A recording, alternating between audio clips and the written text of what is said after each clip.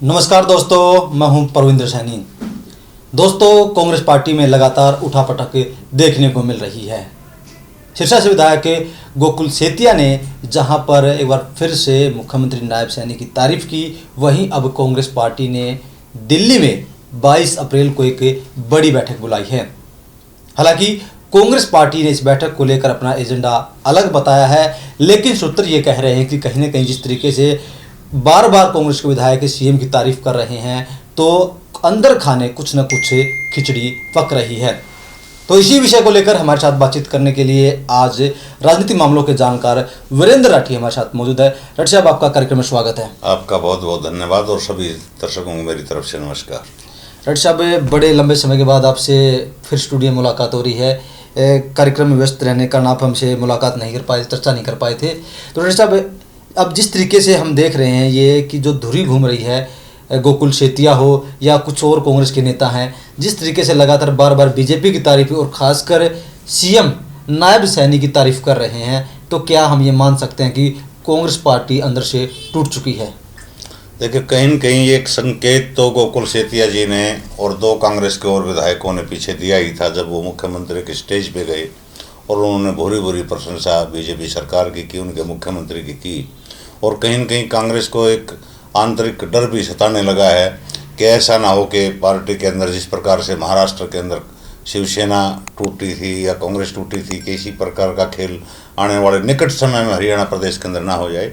और दूसरा एक नाम मैं और जोड़ना चाहूँगा, हालांकि उसके ऊपर भी बात करना थोड़ा सा गलत सा होगा, कि जिस प्रकार से विनेश फोगाट जी ने सदन के अंदर एक मांग रखी कि आपने मेरे को सम्मान देने का वायदा किया था, और मुख्यमंत्री महोदय ने, हरियाणा सरकार ने 3 मांग प्रस्ताव उनके सामने रखे कि आप किसी एक को आप चुनिए, उन्होंने एक को चुना।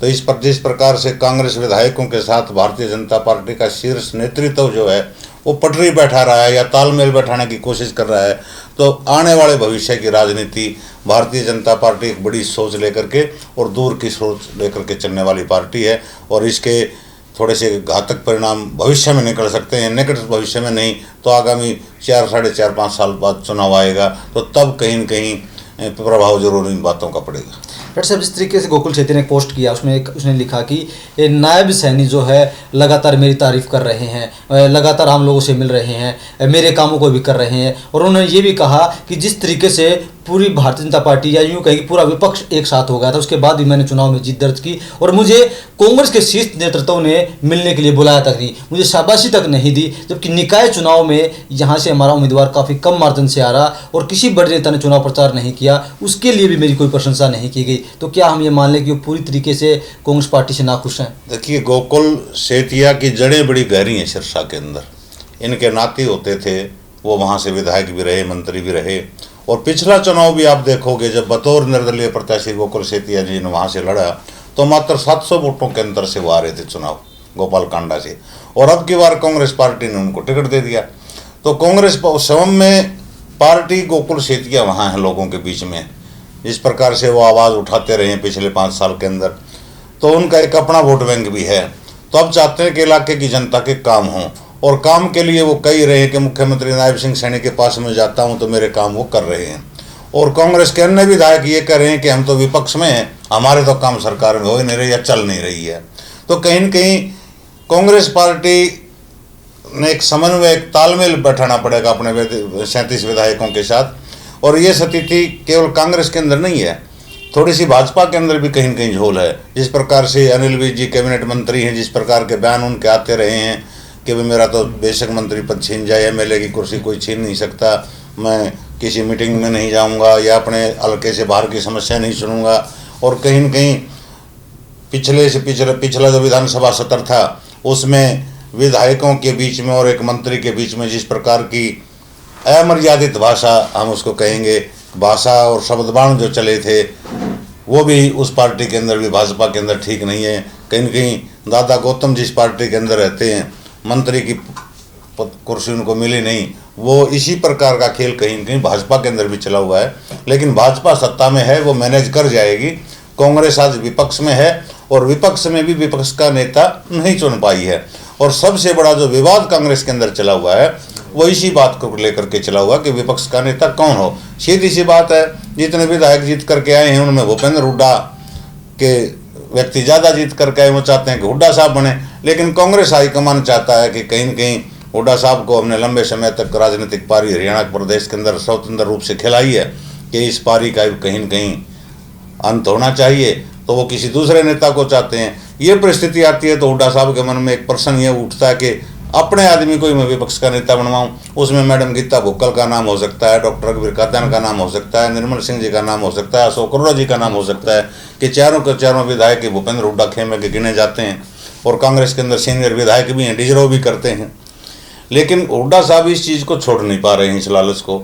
वो कहीं न कहीं घुमा फिरा करके, उनके बेटे आज MP हैं, उनको तो आगे तो कर देंगे, लेकिन विपक्ष का नेता में तो उनके बेटे को तो नाम नहीं प्रपोज करवा सकते। तो कहीं न कहीं कांग्रेस पार्टी असमंजस की स्थिति में है।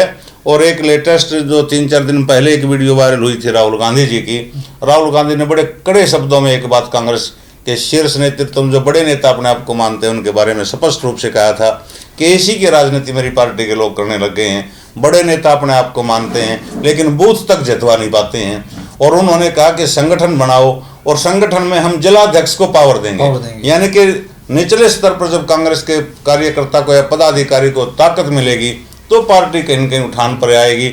ये चीज़ राहुल गांधी जी को समझ में आ गई है हरियाणा के बारे में। लेकिन कांग्रेस के जो 2 धड़े बने हुए हैं, चाहे उनको कोई भी नाम आप दे सकते हो, उन नेताओं को समझ में नहीं आई। डॉक्टर साहब, क्योंकि एक खबर ये भी निकल कर सामने आ रही है कि जिस तरीके से आजकल राहुल गांधी लगातार तमाम शहरों में तमाम कार्यक्रमों में शिरकत कर रहे हैं, लोग ये कह रहे हैं कि हुड्डा ने दीपेंद्र हुड्डा को फ्री हैंड कर दिया है कि आप हरियाणा के अंदर घूमिए और अपनी पकड़ को मजबूत कीजिए। तो क्या ये कोई बड़ा संकेत है कि दीपेंद्र हुड्डा को आगे किया जा सकता है या कोई मंशा हो कुछ और है? संकेत तो एक बात हमने बहुत पहले एक वीडियो में कहा था कि हरियाणा प्रदेश में जो आदमी 8-10 साल चीफ मिनिस्टर रह गया कांग्रेस पार्टी का, विशेषकर कि उसने अपनी पार्टी बनाई ही बनाई है। 4-5 नाम भी उसमें चर्चा किए थे।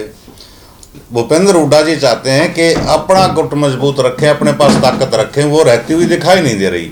तो ये चाहते हैं कि दीपेंद्र हुड्डा को अपनी तरफ से नेता प्रोजेक्ट करो कि भाई मैं अगर रिटायर हो भी जाऊंगा तो मेरे आदमियों का ख्याल जो है दीपेंद्र हुड्डा जी रखेंगे। तो उनके नाम पे सारे कार्यकर्ता उनके संपर्क में रहें। भविष्य में अगर नई पारी खेलनी पड़ जाए किसी नए दल के रूप में तो उसकी लीडरशिप भी भूपेंद्र हुड्डा जी चाहेंगे कि दीपेंद्र हुड्डा जी करें। और ऐसा ना केवल संभावनाएं बता रहा हूं, ये हो सकता है 2-2.5 साल बाद हमारे को देखने को मिल जाए। क्योंकि कांग्रेस पार्टी ने तो फ्री हैंड भूपेंद्र हुड्डा जी को आज से नहीं 2005 से दे रखा है हरियाणा के अंदर। 2 बार वो CM बने, 2 बार फिर सत्ता से बाहर रहे, तीसरी बार फिर सत्ता से बाहर हो गए। तो भूपेंद्र हुड्डा जी के ही 2 नेतृत्व में तकरीबन 4 से 5 चुनाव लड़े गए। 2 बार कामयाबी मिली, 3 बार असफलता मिली।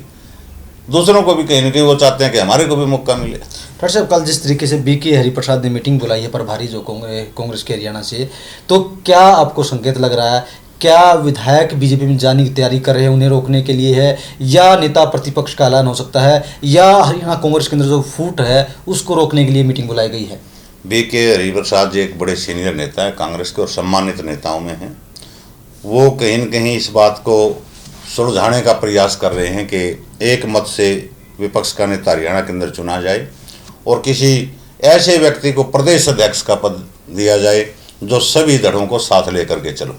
हालांकि धड़े ज़्यादा नहीं हैं, नाम धड़े दे रखा है, लेकिन बड़ा घटक जो हम कह सकते हैं वो भूपेंद्र हुड्डा जी को के नेतृत्व में है और उन्हीं को नेता चाहता है। लेकिन कहीं न कहीं हाईकमान के अंदर भूपेंद्र हुड्डा जी विश्वास कहीं न कहीं उनका काफ़ी कम हुआ है। तो वो चाहते हैं कि ऐसे व्यक्ति को बनाया जाए, चाहे वो युवा हो या किसी और समुदाय से हो, कि पार्टी का वोट बैंक जो छिटक करके गया है वो वापस आ जाए। हालांकि पिछले चुनाव में देखोगे तो 1% से भी कम का फर्क था भारतीय जनता पार्टी के वोट परसेंटेज में और कांग्रेस के वोट परसेंटेज में। तो उसको कहीं न कहीं कवर करना चाहते हैं और बड़ा फैसला कांग्रेस पार्टी निकट भविष्य में या कल जो फैसला आएगा, चाहे विपक्ष के नेता का है या प्रदेश अध्यक्ष का है, हरियाणा के बारे में हो सकता है। डॉक्टर साहब, जिस तरीके से नेशनल हेराल्ड मामले को लेकर चंडीगढ़ में प्रोटेस्ट किया कांग्रेस पार्टी ने दीपेंद्र हुड्डा के नेतृत्व में, तो बड़ी बात वहाँ पर ये थी कि एक तो जो सांसद कुमारी शैलजा वो वहाँ पर नहीं पहुँची, लेकिन सुरजेवाला का जो बेटा है आदित्य सुरजेवाला वो उस प्रोटेस्ट में शामिल हुआ। तो क्या हम ये मान लें कि अब रणदीप सुरजेवाला जो है वो कहीं ना कहीं हुड्डा के निकट आने लगे हैं? देखो, वो प्रोटेस्ट किया गया नेशनल हेराल्ड के मामले में और वो सीधा मामला जुड़ा हुआ है राहुल और सोनिया राहुल और सोनिया जी से। तो तकरीबन जो नेता कांग्रेस की पृष्ठभूमि के हैं वो चाहेंगे कि जहां गांधी परिवार का नाम आता है कि वहां तो इनको अटेंडेंस अपनी प्रेजेंटेशन देनी पड़ती है, हाजिरी देनी पड़ती है। कुमारी शैलजा क्यों नहीं जा पाई? वो सोनिया के काफ़ी नज़दीक हैं, हो सकता है कोई और काम हो या अपना स्पष्टीकरण वो दे चुकी हों। लेकिन सुरजेवाला जी के पल्ले कोई खास हरियाणा के अंदर नहीं है। एक चुनाव हारते हैं, एक जीतते हैं, ठीक है, पिछला हार गए थे, अब की बार जीत गया, आगे क्या पता क्या रिजल्ट रहेगा। ना किसी दूसरी सीट को अपने एरिया या क्षेत्र से, जींद से या कैथर से निकाल पाने में सक्षम है। कहाँ कुमारी शैलजा के अंदर जरूर मैं मानता हूँ जान है, वो अम्बाड़ा में डिजर्व करती हैं, अपने कार्यकर्ताओं की लंबी टीम है और सिरसा के अंदर है, दोनों जगह से सांसद रही हैं। पूरे हरियाणा के अंदर उनके नाम से एक वोट बैंक भी है। तो वो फैसला अगर जाएगा तो दूसरा गुट अगर नाम दें तो सुरजेवाला की गिनती तो उसके अंदर नहीं होती, वो कुमारी शैलजा के रूप में हो रही है। तो भूपेंद्र हुड्डा वर्सेस कुमारी शैलजा ये लड़ाई है। इसमें कौन बाजी मारेगा, कौन पिछड़ेगा, वो भविष्य के गर्व की बात है। तो दोस्तों, कहीं ना कहीं जिस तरीके से अब कांग्रेस पार्टी ने एक बड़ी बैठक जरूर बुलाई है, बीके हरिप्रसाद ये मीटिंग लेंगे, लेकिन इस बैठक में क्या फैसला होगा, क्या रणनीति बनेगी, या कोई जिस फैसले का हर कोई इंतजार कर रहा था कि हरियाणा में कोई बड़ा फैसला कांग्रेस पार्टी लेगी, उस घड़ी का समय आ गया है, या फिर कांग्रेस पार्टी वहीं अपना पुराना राग लापेगी। ये तमाम चीज़ें हैं जो भविष्य के गर्भ में हैं, और जब ये मीटिंग होगी उसके बाद ही ये चीज़ें निकल कर सामने आएंगी। अरे साहब, हमारे साथ इस चर्चा में शामिल होने के लिए आपका बहुत बहुत धन्यवाद। आपका बहुत बहुत शुक्रिया।